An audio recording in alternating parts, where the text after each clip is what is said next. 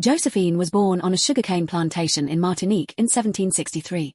Running barefoot chasing butterflies as a child, she was nicknamed Rose Thorn by her father. At 16, she married the French noble Alexandre de Beauharnais, only to discover her husband was a compulsive gambler on their wedding night. At 22, she gave birth to her son Eugene, but her husband was imprisoned for debts. She pawned her jewelry to buy bread. At 30, the French Revolution erupted.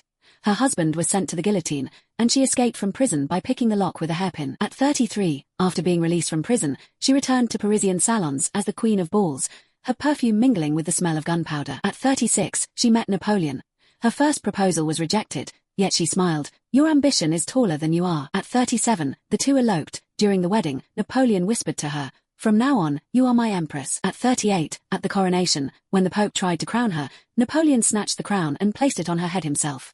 Through her tears, she saw the rift between power and love. At 40, pressured to divorce due to her inability to bear an heir, she cried all night at the Château de Malmaison. At 42, as Napoleon campaigned in Russia, she wrote to him daily, but her letters went unanswered. At 46, news of Waterloo's defeat arrived. She trimmed roses in the garden, her fingers pricked and bleeding. At 47, with Napoleon exiled, she fell seriously ill.